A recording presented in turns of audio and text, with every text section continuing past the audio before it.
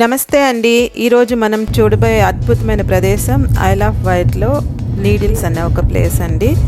I'll off white సముద్ర తీరానికి చాలా దగ్గరగా ఉన్న ఒక చిన్న ద్వీపం అండి. ఇక్కడి గాలి, అలలు, నిశ్శబ్దం మన మనసు మొత్తాన్ని తేలిక చేసేస్తాయండి.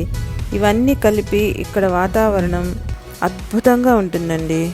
మీరు సముద్ర తీరాన్ని ప్రేమించే వాళ్ళైతే ఐల్ ఆఫ్ వైట్ తప్పకుండా చూడాల్సిన ఒక ప్రదేశం అండి.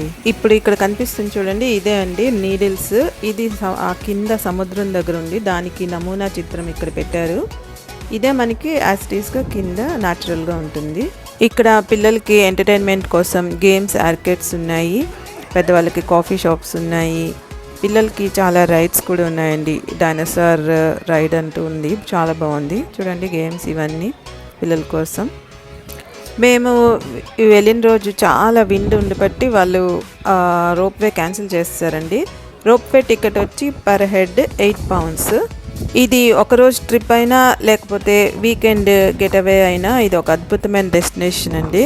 ఇలా ఈ గేమ్స్, ఆర్కేడ్స్, కిడ్స్ ఎంటర్టైన్మెంట్స్ ఇవన్నీ చూసుకుంటూ వెళ్తూ ఉంటే మనకి పైనుంచి వ్యూ పాయింట్ ఉంటుందండి.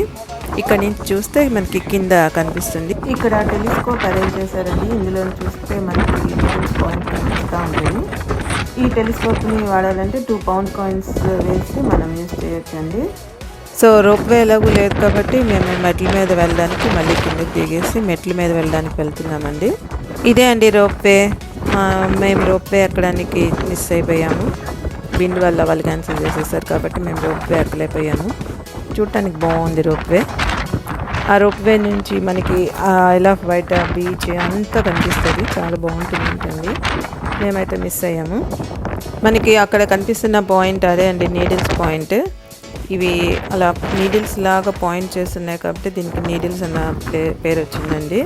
మీలో ఎవరైనా ఇక్కడికి ఇంతకు ముందే వచ్చుంటే మీ అనుభవాన్ని కామెంట్ రూపంలో చెప్పండి.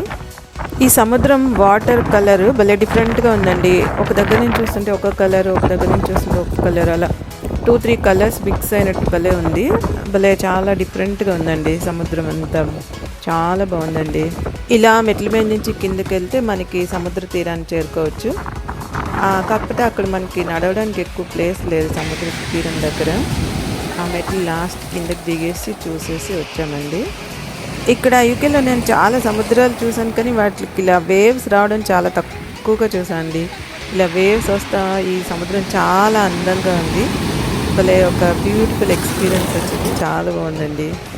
వాటర్లోకి వెళ్దాం అనుకున్నాం కానీ ఎవ్వరు దిగలేదు. కొంచెం అది భయంగానే అనిపించింది. ఇంకా అందుకే దిగలేదు మీకు వాటర్లోకి. జస్ట్ ఆ స్టెప్స్ కింద వరకు దిగేసి పైకి వెళ్ళిపోయామండి. సముద్రాన్ని చూస్తుంటే మనకి టైమే తెలియదు, అలా ఎన్ని గంటలన్నా గడిపేయాలనిపిస్తుంది. చాలా అందంగా ఉందండి ఈ ఐల్ ఆఫ్ వైట్లో నీడిల్స్ ప్లేస్. నీడిల్స్ పాయింట్ చూసేసి మళ్ళీ మెట్ల ద్వారా పైకి వెళ్ళిపోయాము. చాలా బాగుంది. ఇక్కడ మనకి పర్సనల్ వెహికల్ లేకపోతే ఇలా హాప్ ఆన్ బస్సు యూజ్ చేసేసుకోవచ్చు. ఇది అన్ని ప్లేసెస్ కవర్ చేసేసి మనకి ఒక 1 day ట్రిప్ కవర్ చేసేస్తుంది. ఇక్కడ ఎవ్రీ 1 hourకి గ్లాస్ మేకింగ్ షో ఉందండి. మాకు ఇంకొక నెక్స్ట్ ½ an hour వెయిట్ చేయాలి. ఇంకా మాకు టైం అయిపోతుందని చెప్పి ఈ గ్లాస్ మేకింగ్ ఇది మేము షో చూడలేదు. జస్ట్ ఇక్కడ సేల్ కోసం పెట్టినవి మాత్రం చూసేసి వచ్చేసాము.